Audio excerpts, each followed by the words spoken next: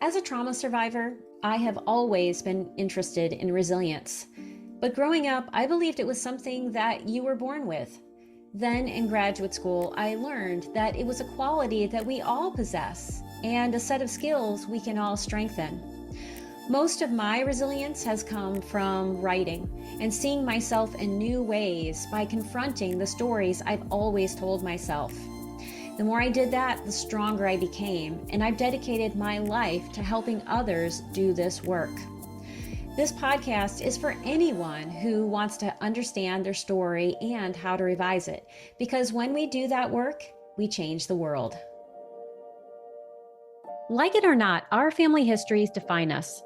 But what if there are gaps in your history that you know are blocking you from fully living? What lengths would you go to identify these blocks, understand them, and then turn your discoveries into a memoir? Join me and former literary editor of The Nation, Bunting Fellow, and author of the memoir Starry Field, Margaret Juhae Lee, as we explore the impacts of intergenerational trauma and family stories on our identity, the challenges of writing research memoir, staying motivated over the long haul, and the problem of getting an agent too soon on this week's episode of the Writing Your Resilience podcast. Let's dive in.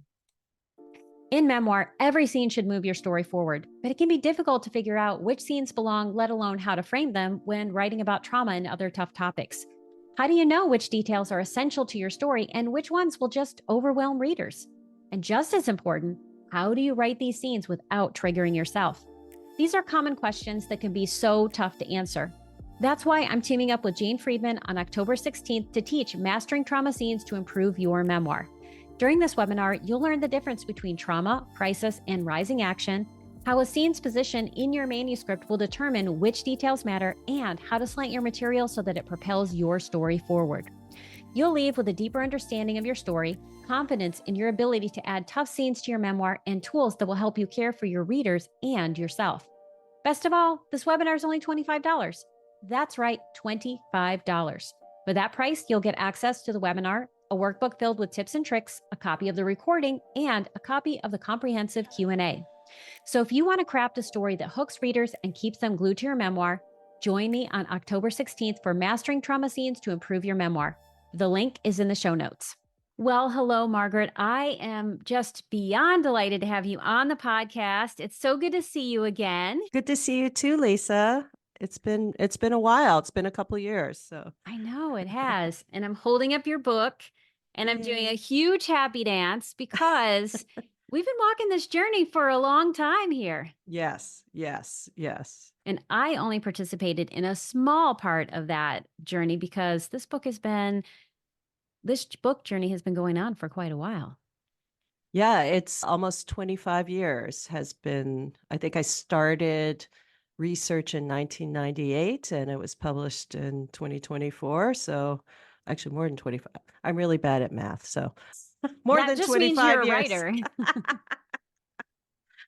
My husband likes to joke that it's my first child. I have other children who are 18 and 15, but this book has been around before my husband. So it's nice to see it in the world. Absolutely. And I can totally understand why he would say that, why you might think that, because I've read it, which everyone really should read this book. I have some thoughts about what I love about it, but I want to start by giving you an opportunity to let us know what you would like us to know about Starry Field. I think I want to start with the title. I think people always ask, what is Starry Field? And Starry Field is a translation of my grandfather Lee Chul Ha's pen name, which is Sungya in Korean.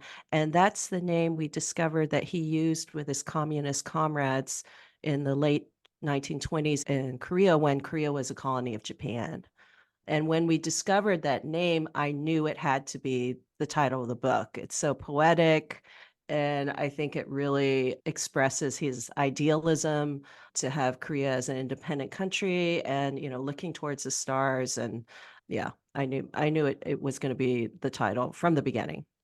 Yeah, it is a perfect title. And can you tell us about the cover? Because There's Oh, something yes, yes. Yeah, significant yeah, yeah, there. yeah. So the cover is my grandfather's actual prison photograph. It was taken when he was 19 years old in Seoul, when he was arrested by the ruling Japanese for protesting their rule. Mhm. He was actually handing out leaflets to high school students, urging them to boycott classes because they refused to teach Korean history or even Korean language in the Mhm. schools. Um, and that just that act has so many reverberations now with the protests, and it's just amazing to think of this teenage, boy who was my grandfather doing that and then being in prison for 7 years. Yeah. I was just amazed by his courage, by his fortitude, by his passion, by all of the things he did, and your other family members as well. I mean, he is definitely a hero in this book, but he's not the Right. only one. No, no, no. And I think that's one of the things that I really loved about this book. So, as a person who grew up in the United States with an American education, we learn so little about Korea. It Mhm. and your book educated me on so many things in addition to helping me fall in love with your family and then also with your story. I mean, I was already in love with you because I've known you for a while, but then getting to know you in this deeper, more intimate way through your memoir was just a privilege. And especially your grandmother, Halmoni, Mhm. I loved getting to know her. And I was just thinking about the strength she had to have to Mhm. endure all of the things from the colonial rule of the Japanese and then the Korean War and raising two boys through all of this and then having a husband who was seen as a traitor. Oh my gosh, the courage she had to show. Right, right. And, the book is really centered on her stories Mhm. that she told me. So I conducted 3 pretty long form oral history sessions with her when she was 90 years old, which happened to be 6 months before she passed away. And she told me stories she had never shared before with Mhm. anyone because she was a survivor. She had to be. Yeah. She was always looking forward. She was never looking back. And when I started asking her questions, the first thing she said, I mean, she totally like gave me the stink eye. And the first question she asked was like, why do you want to know about painful things? Like Yes. she didn't understand why, why would anyone wanna know? Because she had already put that in the past. Mhm. And it was a real struggle for me to have her talk to me. And, I said, "Well, I need it, to explore my identity, emotional reasons, blah, blah, blah, blah." And she did not wanna talk. Yeah. And it wasn't until I said, "Grandma or Halmani, this is for my career. I'm a journalist. I'm trying to get a book published." And then she's like, "Okay, I'll do it because it's for your career and you need to eat." So she's a super practical woman, and that's what got through to her, which is so funny. But once she started talking about her life, she couldn't stop. Mm. She just kept going and going and going because it just flowed out because it'd been inside for so long. Yeah. You gave her such a huge gift. And I wonder how much of her reticence to speak was Mhm. related to culture, her own coping mechanisms. And, Mhm. you know, I don't know generationally what it was like in Korea, but I know, in the United States, we might talk about someone being part of the silent generation Right. and, how much that generational experience might have affected that. Do you have any insights? I think it's definitely generational. I think many people, including my parents who lived through the Korean War, they were in high school. I mean, when I grew up, they never talked about the war. It Mhm. was too painful, and I think Sure. it's almost up to the next generation to ask questions about that Yes. experience. And when I was growing up, my parents said, "Oh, well, I graduated college late because there was a war for 3 years and I couldn't go to school." So that was the framing of the Korean Mm. War, not that, my family was displaced, people died, like things they Right. saw, horrible things. It was just something they had to put behind them. And especially as first generation immigrants in this country, they're just trying to survive. They don't have the privilege or the time to look backwards. And I think that's common to many immigrant groups. Absolutely. And yeah, that's such a nonchalant thing to say. Oh, well, Hmm. I couldn't go to school for this period of time. Just a war, not a Right. big deal. And Right. and that's a thing that Americans can't fathom in the same way, Hmm. just because other than 9/11 or Pearl Harbor, we have not really been attacked in this Right. country. We do not understand war in the same way No. your family understands war. Oh, definitely. Definitely. And, I felt that, I think, trauma in a way. And, Yeah. when I started this book, the term intergenerational trauma was not one that was Mhm. used. And so I didn't think of my story in those terms. But once I heard that, I'm like, oh, that's part of what's going on here. There's trauma that is inherited and is at the heart of my family's experience. Yes. Even though they never talked about it, I could feel it. And I think that's what I was working through in this book, even though I didn't frame it in that way when I started, because it Mhm. wasn't part of the lexicon.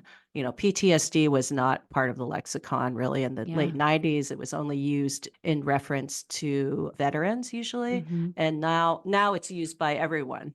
It's like, oh, I have PTSD from this. Oh, it's just thrown around in our speech.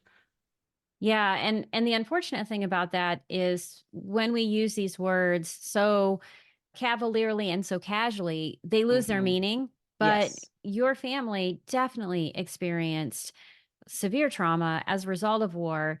And yeah, I can see how that PTSD and the experience gets passed down often through the silence. Right. Oh, definitely. And, that was part of my inheritance. I didn't have family stories growing up, maybe some from childhood, but not the core of what my parents grew up with, and then my grandparents. So my grandfather was just Mhm. this empty hole, and that gets passed down as this Yeah. emptiness. And it took me a while to realize the real reason I was writing this book, but it wasn't until I had children that Mm. I discovered, like, I was writing it for them so they could have the Mhm. family stories that I didn't or my parents didn't. And now I know, reading, psychological studies and things, that how important family stories are to Yes. identity formation. And I think that's one reason why I felt so lost for so many Mhm. years until I was an adult. I didn't go on this search for identity, for my Korean identity until I was an adult. Like you, I grew up knowing very little about Korean history. Of Mhm. course, it wasn't taught in school. Right. I grew up in Texas, no one even talked about the Japanese internment camps. Like, that wasn't taught in Right. school. And when I went to college at the University of Texas in the 80s, there was no Asian American Studies program. So Mhm. I didn't even identify as Asian American until I moved to California. There were so few Asian people of Asian descent when I grew up. There was only one other Korean family, Mhm. one Chinese family. It was 98% white. So I didn't feel that identity, that community, until I moved to the West Coast. Um, Yeah, and this is coming from your book. mhm. It seemed like growing up, you were almost fighting for a specific identity. Like, no, I'm an American, Right. because you were Right. experiencing so many people questioning your identity and asking, well, where are you from? Really? Right, right, right. And that was a daily occurrence. I just did a reading in Austin. I went to UT Austin, so it was kind of a homecoming. And I was staying with a childhood friend of mine. And he asked me, he's like, "Oh, what could we have done to make you feel more at home?" And I'm like, "Well, you guys are my friends. So, Hmm. with you guys, I never felt like I was a foreigner. But on a daily basis, my family and I were treated like foreigners, Yeah. from neighbors, or assumptions like, oh, are you guys Vietnamese boat people? Or, there were all these assumptions by just looking at our faces. And it was never that we were American or that I was born in this country. That was never the assumption Yeah. growing up. I'm really mindful when I'm in hotels. especially because this is usually where I ask this question. I'll be in some elevator with someone and I'll ask Mm-hmm. someone, "Oh, where are you from?" Or I've learned to say, "Where are you traveling from?"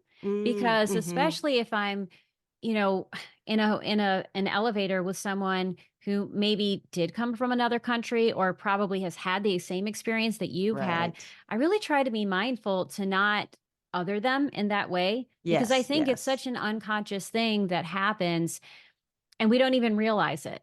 Right, right. It's such a loaded question for me. It's like, "Oh, I'm from Oakland," or "I'm from Houston," or but that's not what well, I mean, now I think it's a little bit different, but back then, Mhm. that's not what they were asking. They were not asking the question that they wanted the answer to. They could have said, "What is your cultural heritage?" Rather than just assuming where you're from means you're from a foreign country. So, Exactly. yeah, yeah, super loaded question. So almost every Asian American person I know hates that question. Or, any other person from a different country, immigrants. Yeah.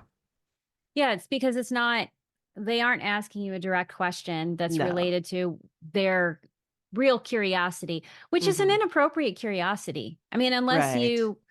you have some reason for needing to know that and you're having a thoughtful conversation, which Mhm. most of these questions are not coming from that space. No, not at all. It's just trying to figure out, well, where do you fit within my paradigm of how Right. I see the world? And that's not useful.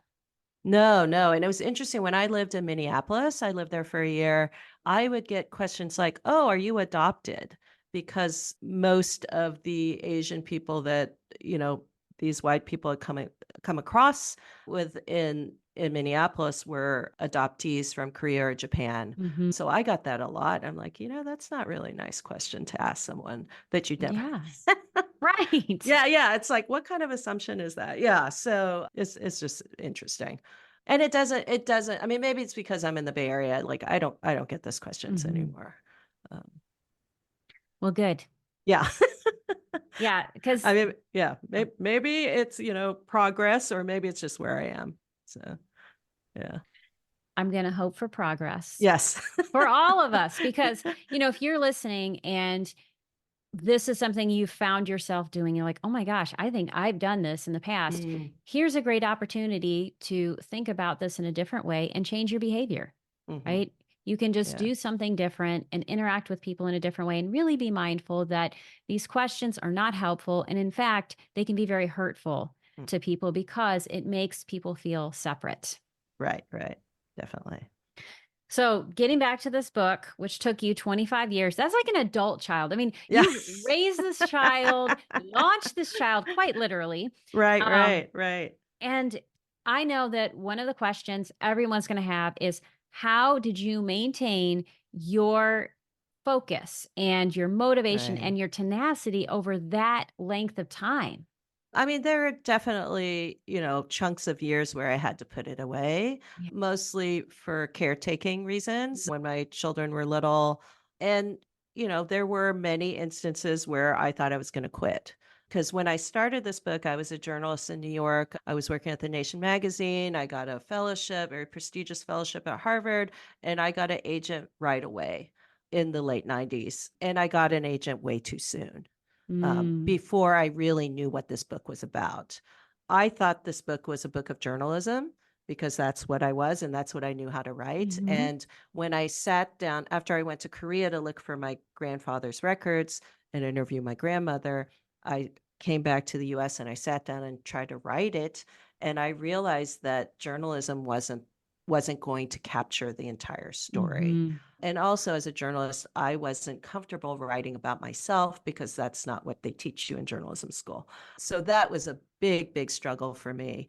And I worked with my agent, and then he left the business. And I think that was a blessing. At the time, I mhm, was kind of devastated because I thought, like, oh, this is the next part of my career. I'm going to get a book deal, and then I don't have to. But I think it gave me the time to gain the skills to write the book that I wanted to write. And it took a while. I really read fiction. I read a lot of fiction in a very critical way. I looked at scenes, I looked at dialogue. Then I met my husband and I started having kids and I put it away for a while. And then when I came back to the book, when they started going to preschool, I started taking generative writing Mm-hmm. workshops because I was stuck and I didn't know how to approach all this research I'd done, all these interviews I had conducted with my grandmother and also my great uncles. And I had all this stuff and I didn't know how to to figure out how to get it on the page.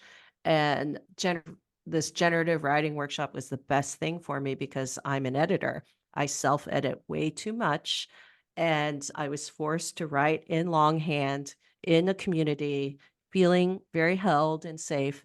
And what came out was my book. I didn't have my notes. I didn't have any of the research, but the research had permeated and I could Yes. figure out the story. So that's the kind of short version of part of the journey. I did have to put it down again. I had a pretty good draft. I had sent it to an agent. She said, I'm very interested. I think there's some issues here. And she's totally right. And then I was working on a new draft, and then my parents, both of them, became ill. And so I was also doing caretaking. Yeah. And so what I want people to hear is it's not like you worked on this the entire time. No, You no, worked on not at it, you all. took breaks, you worked on it. You had so much research. And that is clear Yes. in this book because we see photographs of different things. Mhm. And what I love about this is that you were in this generative writing group where you Mhm. had to let that go. And I often tell Yes. people when they have lots of research, I don't know if this is your experience, but a lot of the clients and students I work with, they get very attached to the research because you had to Yes. work hard. And so Yes. you want to put everything in the Yeah. book and Yeah. and that's not useful. And I'm going to open this just to get the page numbers. Yeah, this is a nice lean book, especially given how much research is in it. I mean, it's 265 pages going to Right. the epilogue. And so you had to do a lot of weeding, a lot of culling. You had to figure Mhm. out how to tell the story, knowing that it's all inside you. And we're going Right. to talk about the structure in a moment, but you said something that caught my ear, and I know it's going to catch everyone else's ear. You said, I got an agent too soon. And Yeah. that's only something that you learned in retrospect. What would you like Right. people to know about that process and what you learned? I learned that, I felt very validated when I got an agent, and I actually had a couple of agents interested in what I was working on, but it wasn't, I didn't have enough written. I didn't have a conception of the Mhm. book. And if I had published a book in 2000, 2002, it wouldn't be the book that I don't think I would have been happy with it, Yeah. inside. And if I had gotten a contract, I would have been required to Hmm. finish by a certain time. And I know myself, like I'm a journalist, I always follow the deadline, and I would have given them something. I think maybe a novelist would take longer and think like, oh, creatively, I don't know if this is right. And, there are plenty of people who get contracts and never finish their book. Hmm. But I'm glad I wasn't in that scenario because I think I would have felt really guilty if I'd gotten that far. I mean, but it was really, really hard. I was kind Yeah. of devastated, and I really had to shift gears and had to get a real job and do journalism and whatever. I patched together paying jobs, but yeah, it was really hard, but it was a blessing, 20 years later. Because this Yeah. is my family story. I don't want to mess it up. I mean, I knew that deep inside. Yeah. I'm glad you just said that because so many people get impatient. They want to Mhm. hurry up and get it out because they think somehow it's going to lead to whatever the next great thing is. And Right. maybe it Right. will, maybe it Right. won't. Right. But one thing that can definitely happen is that if you haven't taken time to really process and understand your story and tell it in the best possible way, there are no redos. Right. Right. Right. You get Yeah, one I know. shot with these. Yeah. Yeah. Yeah. It was a journey, but I think I feel good about it, and I think it honors my family, and I'm happy to have my kids read it, and so that's a victory. So, yeah, and it also helps to be incredibly stubborn. So Yes. Stubbornness is a huge asset when you're a writer. Right, right. And I'm so glad that you were stubborn because this book is amazing. And as I was, reading this and following your research journey, because that is part of what we Mhm, do is follow some of mhm. that research journey. I was just thinking, how did you do this so elegantly? Because we were together in 2019 at the Writers Hotel conference, and I Right. got to read a portion that I believe at that time was called The Beginning. Right, And right. as I was reading, I'm like, wait a second. I see these pages. This is the middle of the book. Right, So right, right. when you were in your later stage of the writing process, Mhm. how did you go about structuring this book, and how did you know this structure was the right one? Structure was the biggest challenge in this book. I have 3 main characters, me, my grandmother, and my father, and in the background, my grandfather, even though he's not quite a character because only like a handful of people knew him. It spans 100 years. There's, you know, it's a very, very complicated story, and I knew I couldn't present it in a traditional narrative form because it didn't Mhm. work. So I didn't come up with the structure until I finished my book proposal. And there are a lot of index cards, using whiteboards, and I knew that my grandmother's oral histories, which pertain to certain points of her life, were the pillars. And I think it was my agent really asking me questions and Mhm. really distilling what was really important. And it was my grandmother's story because that's the conduit to the past. She was my conduit to the past. And I organized the book with these different parts of my grandmother's life, and also that, my childhood, my father's childhood, and then the middle part, her marriage, and then at the end, like when she had children. So there was a lot of shuffling. Yes. It was like putting a jigsaw puzzle together, literally. Yeah. I definitely felt that, and yet it felt like a complete puzzle. Yeah, yeah, I think it finally fell into place when I could state what the structure was. Mhm. Because before, I think it kinda worked and it flowed, but it wasn't quite right, and I really credit my agent for being an amazing editor and helping me with that.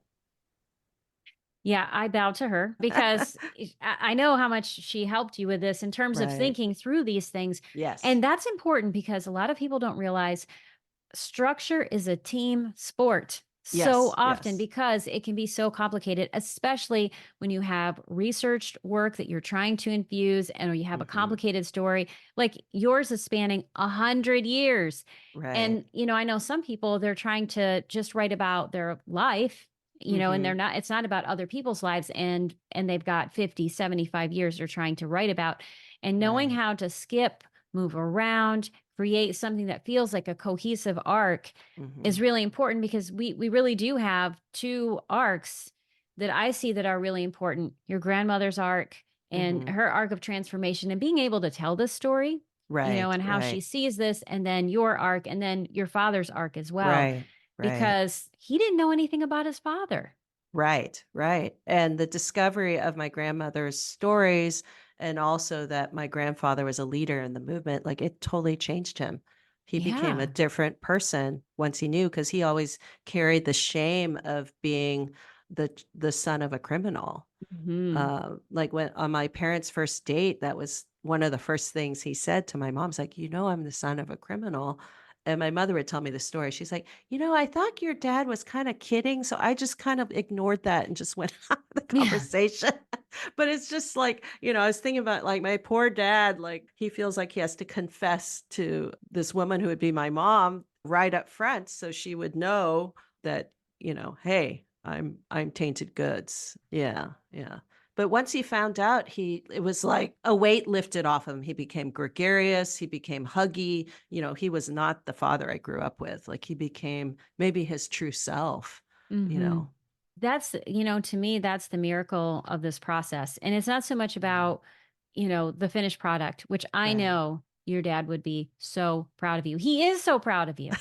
I believe that 100%. And just the fact that you are going through this process and you were going through it with him and he was Mhm. hearing all of this stuff transformed him. Right, right, right. And that was, maybe the one of the biggest gifts for me is to really get to know who my father was and understand him. Because when I Hmm. was growing up, he was very quiet, very stern, did not show his emotion. And my mother, who was a painter, was always translating my father to me and my Mhm. brother. It's like, well, your father's very happy about this and this. And we're like, okay, because he didn't feel comfortable expressing himself. And, once this revelation happened, he realized, like, oh, this is where I come from. Mm. Because my grandfather was an intellectual. He was reading Marx. He was reading, Lenin. He was reading novels by Thomas Hardy. That's something I found out was the reading list of every book he read in prison, because the Yeah. Japanese were amazing record keepers. And my father always felt like the weirdo in his family. He was the first one to go to college. He was the egghead. He wasn't like his brother or his cousins. And he always felt very different. And I think learning who his father was, it's like, oh, that's where I get, my interest in sociology and math and all these different things from. Yeah, because he was following in his father's footsteps. He just didn't Yes. know it. He didn't know it. Yeah. And at Yeah. that time, you said he was reading Thomas Hardy. Was he reading a Korean or Japanese translation, or was he reading an English version? Because I know that they were required to learn Japanese, but Right, were right, they right. learning English at that time, or was this just some remarkable thing that he did? I'm guessing it was in Japanese. I don't really know. I don't know if my grandfather learned English. I think Mhm. these were translations into Japanese or Korean, most likely Japanese. But yeah, I mean, he was interested in Thomas, maybe he just read it Mm. because it was there, but, Still, but he it's read just, it's it. just like, it was there at the prison, it just seems so odd, at the most notorious prison in Seoul, reserved for political prisoners. They had books by, Thomas Hardy, and they had science books and, yeah, math books and all kinds of things. So, Yeah, yeah. that is really remarkable Yeah. because you wouldn't think that that would be there Right. because I would almost imagine if I were in charge of the prison, I would want them to have less information, Right. Right. less Right. capacity to Yeah. think about all the things that they might want to do. And Yeah. yet, what a gift that he Yeah. had access Yeah. to all of that and he was able to Right. take all of that in. Yeah. Yeah. Yeah. It's pretty amazing. So structure was one of the things you had to deal with. And then Mm-hmm. you talked about being a journalist and the challenges of that. And I have Mm-hmm. worked with many what I call journalists in recovery who because Yes. they Yes. want to write memoir or they want to write things that are more narrative where they Right. have to be the character. Mm-hmm. And you have this wonderful background that helped you with all the research. When you started writing your story in particular, Mm-hmm. what of your journalistic background did you keep and what did you have to scrap in order to Mm. truly write your story in a narrative way that was going to hook the reader and keep them hooked? I think that journalism really helped with gathering details Mhm. about scenes and being the observer, because the journalist is the observer. Usually you're writing in the third person so I think that really helped in capturing the milieu, wherever I was, and having the resources to know how to research that too. Mhm. I can go to I mean, now everything's online. When I started, I had to go to the libraries. It's Yeah. a different approach, but I knew how to find the information as Mhm. well. What I had to unlearn is that observational point of view. Yeah. I had to be the motor, and that was so, so difficult because I am way more comfortable writing about other people. And, I had to unlearn those strict edicts that they teach you in journalism. No I in Mhm. journalism. And, and, I think I mentioned this before. It's like really look to fiction, Yes. and not be so, so concerned about, is everything I say true? Because there's different points of view. This is what my grandmother said. I don't know if all of it's true, but it's Mhm. what she said, or it's her version of the truth. I have other interviews with great uncles, one who is notoriously not a good source. And my Mhm. father said, it's like, I don't believe anything he says. So, but I was interested in what he said because part of it rang true to me. And also the freedom in memoir to say, like, this could have happened. This is what someone says, and not being overly concerned with what is the truth in the big T kind of way. And I think that was very freeing for me because memoir writing is not just truth writing or what is perceived as. It's not journalism, like you must get all the facts right. You must, you do have to get the facts right, but you have the freedom to say, this might have happened or this might have happened, Hmm. and give the reader the choice. Like, what do you think? So that was a big breakthrough for me, is to put in the text, like, you know what? This person's not the most reliable person, but this is what they said. Um, Yeah, I love that you gave yourself the permission to do that and to let go of some of the things that you were trained that were mhm. hardwired inside you, because memoir is about emotional truth. Right. Sue William Silverman was one of my guests, Mm, and one of the things that she talks about in her new book is that we don't want to Xerox our stories, right? It's not a right. Xeroxing of the life events that happened. It Yes. is an ordering and a curating so that we can get to an emotional truth, which Hmm. may or may not be different from the actual hard facts, because we're Right. looking at recollection and point of views and all of these things that you shared so beautifully. So, writers, you need to listen to everything that Margaret says. And then you need to go buy her book to see how she was able to pull that off. Because I really felt connected to you. And I was thinking about, okay, I know you. Hmm. We've had lots of interactions over the years. How much of that sense of connection and closeness is related to me knowing you personally, or Hmm. how much of it is the story? And I definitely feel like the way you wrote this, the vulnerability, the openness, the way that you navigate your scenes, and just even talking about your, young life and the bands that Hmm. you liked, and, the Right. raves you were at, all of these Right. things made me trust you and also Mm, gave me a sense of who you were and who you are. And right. so Right. I was really grateful to the book for that. So you've been on book tour for a while now. Right. Right. People have been asking you lots of questions. What's a question that nobody has asked as of yet?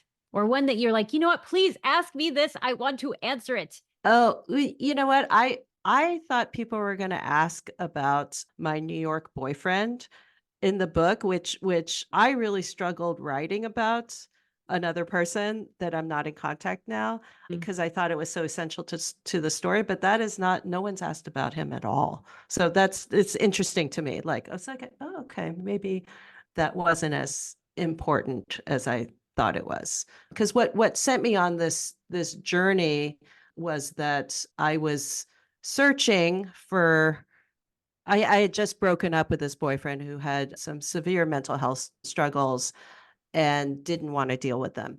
And, that was kind of the space where I was when I started this journey. And I had part of the arc of the book is that I have always wanted kids from the Mhm. beginning, in my 20s, and it was always this urge. And I had horrible, horrible taste in men. And I did not know how to figure out a way, that I could have kids. And I didn't Mhm. end up having kids until I was in my 40s. So I waited a long time. Also, I was moving around a lot. I didn't feel Yeah. like I was at home anywhere. There was always that urge. And I think I realized is that I needed to clear the way for myself Mhm. to search for my identity, to figure out what happened in the past before I started a family of my own. Yeah, so that intuition drove you, as well as those Hmm. spidey senses like, this is not the one. Right, right, Yeah, and I mean, you write as you were talking about this boyfriend, I'm like, "Oh, yes, I know exactly who you're talking about in the story." right. It's written in a very colorful way. I mean, you bring him to life so well, but as you're talking about it now, and as I was thinking about it as I was reading, I think about that Vivian Gornick statement out Hmm. situation versus story. Mm, right, right, He right, was right. part of the situation, right? He was Right, like, right. the background that needed to happen in order for Yes. the true story to Oh, take totally. place. Yeah, yeah.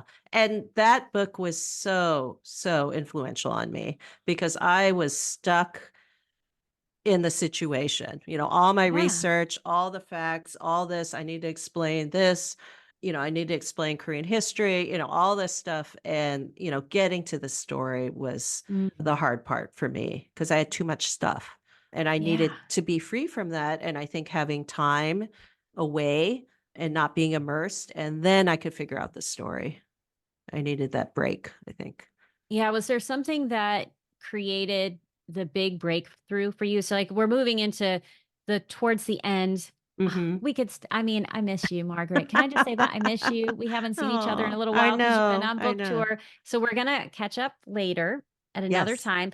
But I think this is a nice segue thinking about the best writing advice you have or a breakthrough that you had Mm, because you had to go from situation to story. And I'm mhm. wondering if anyone said anything or there's just something happened that created that breakthrough for you. I think just writing off the top of my head was the best way Mm. for me to figure out the story.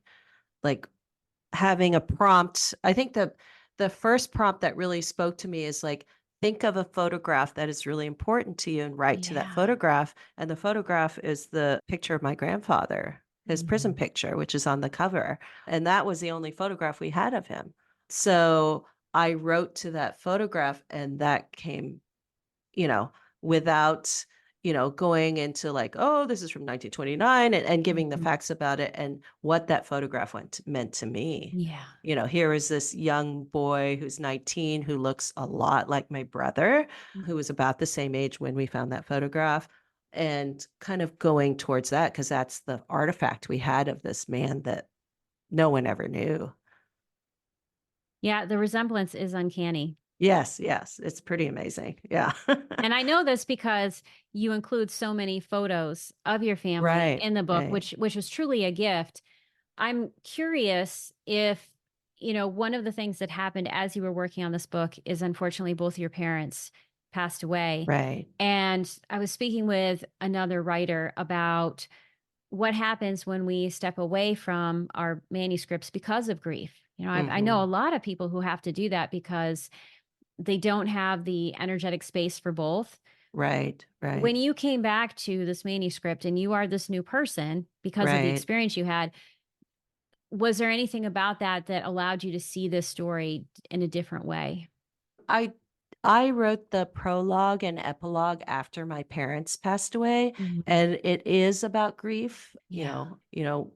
I took my family to Korea. We scattered my parents' ashes there, and I think those were the perfect bookends to this book because most of it is set in 2000, which is 25 years ago. So I think having that bookend works and bringing the present into the past, my present self as a mother of two kids, as a settled person who has a home in Oakland and, husband and family. Yeah, and your kids are great in the book. Yeah. I agree with you 100% that prologue and epilogue, it's a perfect way to work through this and to set us Mhm. up for it. So, you've been on book tour for a while, few months now, because the Mhm. book came out in March, correct? March, right, right, Yes. right. So, how have you been nurturing your resilience in what is often a really grueling time for people? Right. I have really focused on going to places where I have friends. So I Mm. was just in Austin. I spoke at the Writers League of Texas Agents and Editors Conference, which is a great conference. But I went to school at UT Austin. I stayed with my childhood friend. I did a reading. And, I had all these old friends I haven't seen in 30 years come. And that's how I nurture it. And also I met new writers and even though it's exhausting, I try to look at these events like how is it going to help me rather Mhm. than like I have to sell books. Yeah. Yeah. So I've gone places like I went to New York where I used to live. I've been to Portland where my brother lives, Seattle where I have a lot of writer friends, Yeah. and I'm really trying to use the book tour and speaking engagements as a way to connect with people. And in Austin, I was so surprised. Like my one of my parents' oldest friends from Houston Oh. drove up with his son. They drove 2.5 hours to Austin, surprised me. He's like, "Do you remember me?" I'm like, "Oh yes, Mr. Puck." So that Oh. just really touched me. And then in Amherst, I saw a family. I'm like, "Oh, look, there's a Korean family. There aren't that many Koreans in Amherst." I'm like, Mhm. "Oh," and it turned out to be my cousin Robert, like Oh. who I haven't talked to in over 20 years. I'm like, "Robert," and they drove all the way from upstate New York. Just so those have been just some amazing, amazing moments. I think that's really smart and also very beautiful. And so, what I'm hearing in this is that number one, you recognize that book tour and all the things you have to do in your launch Mhm. year are draining your cup, right? They do that Yes, to yes, everyone. And yes. yet, you're being really intentional about as you go out, how can I fill my cup by Mhm. connecting with people and, either creating new meaningful relationships or, Right. rekindling ones. And so that is an incredible thing to be able to do.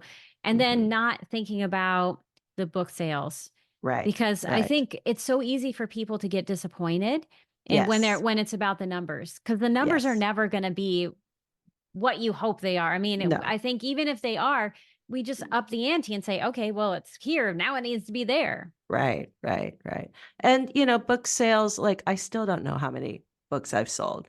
And my agent's like, well, you'll know in your royalty statement. So I get two royalty statements. So we'll see.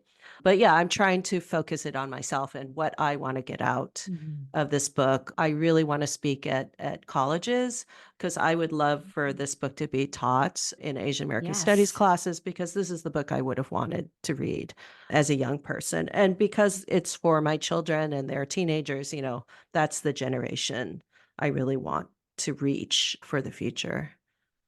I'm super excited about that for you. I can't wait to hear in the near future that this is actually happening. Yeah. And so there's so much we could talk about with this book. And what I'm going to just end with is buy the book and also review the book Oh, because yes, please. Margaret has worked so hard and all of those reviews are really helpful to the author. So don't forget to do that. If people want to buy Starry Field, I'm going to hold it up again for those Okay. people looking on or watching on YouTube. What are the best ways to buy your book and also to connect with you? I have a website, www.margaretjuhaelee.com. I'm also on Instagram at mjuhae. Please buy your book at your local independent bookseller or bookshop.org, or you can buy it wherever you want, but I won't mention those places. Feel free to review. That is very, very helpful, are the reviews online. Yes, but yes, you can reach me. I'm on Insta a lot. That's something I've learned is how to be my own social media manager, and I got many lessons from my teenage children. So, thankful. I'm thankful to them. Kudos to your teenage children because, yes, we like all of us, we need these tutorials and they seem to Right. know all of it. Yes. Yes. Well, Margaret, it's been an absolute pleasure both to read your book, to see you today, and to celebrate this momentous occasion of your book launch year and all that you're doing. I am so grateful to you, and I'm grateful to this book, which I think everyone should read. So I'm going to do one more shout out as you're buying and as you're reviewing. Order it from your library so the person who needs to read Mm, it but may not have the funds has access. yes. Thank you so much, Lisa. It's a pleasure talking to you. Thanks for listening. To learn more about Margaret's publications and accomplishments, and more importantly, to buy a copy of her memoir, Starry Field, please see the show notes. If you're learning from or enjoying this podcast, please subscribe to my YouTube channel. It's a free and easy way to support the podcast. You can also get the latest episodes delivered to your inbox by signing up for my Writing Your Resilience newsletter. As a thank you, you'll receive a free copy of A Trauma Survivor's Guide to Writing the Tough Stuff. You can also follow the podcast on Apple Podcasts and Spotify, where you can leave a 5-star review. If you have questions for me, comments about the podcast, or questions or topics you'd like me to consider for the Writing Your Resilience podcast, please leave a comment on YouTube. I read them all, and I'd love to hear from you.